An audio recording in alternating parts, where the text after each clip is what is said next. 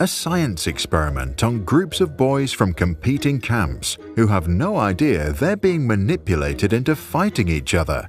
What was all that about?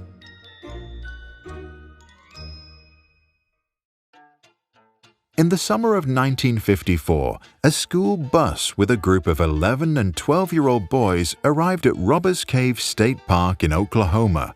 What the kids didn't know, there was another bus. All the boys thought they were going camping. Their parents at home believed the sponsored trip had something to do with leadership. None of them knew that the camp staff were actually researchers and the boys part of a controversial experiment. One of its goals, let the boys fight each other. The Robbers Cave experiment was designed to unfold in 3 stages: in-group formation, friction, and conflict resolution. It started with in-group formation. In the first week, each group did various activities without interacting with another. The boys had fun, went swimming, and did hikes. Over time, social norms developed. Leaders and followers emerged.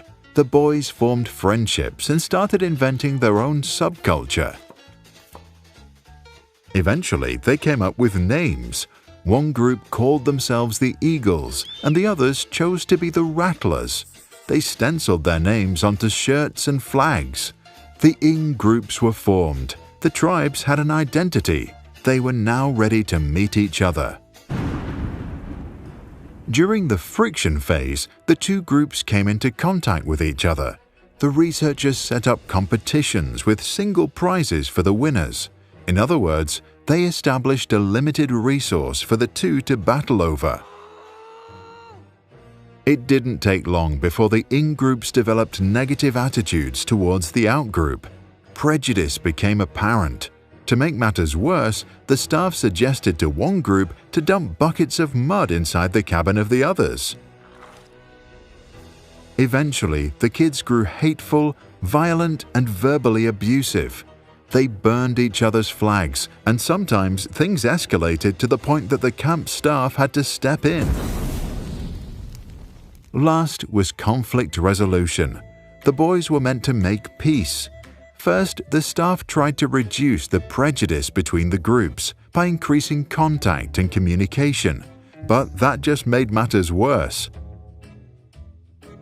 Then, the researchers blocked the valve to the camp's water tank. As there was no more drinking water, the boys became progressively thirstier. Then the camp staff suggested that they all needed to collaborate to fix the problem. Reluctantly, the group started to get to work. Before long, the boys were mixing and cooperating. There were no rattlers or eagles anymore, only a bunch of campers collaborating. When the water finally came through, there was common rejoicing. The researchers learned 4 key things from the experiment. First, individual differences are not responsible for tribal conflicts. Age, race, culture, or religion don't seem to matter. Second, hostile attitudes arise when groups compete for resources that only one of them can get. Third, discussions don't solve conflicts. Fourth, only a common goal or enemy that promotes cooperation reduces the friction. 2 renowned psychologists, Muzaffar Sharif and his wife Carolyn Wood Sharif, were behind the controversial experiment and later established a theory. Realistic conflict theory explains how hostility arises as a result of competition for limited resources, such as money, power, military protection, or social status. Whether these resources are actually limited or just perceived to be so doesn't matter. Their work helps us understand the mechanisms of discrimination against outsiders, which escalates during shortages.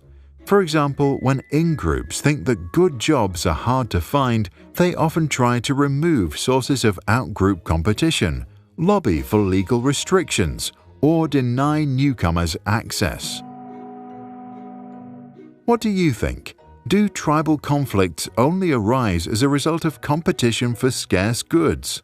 And if so, are shared goals and common enemies really the only way to peace? Or is the theory flawed and not applicable to adults? After all, children are easier to influence, not only to build a prejudice, but also to change their ideas again later. Share your thoughts in the comments below.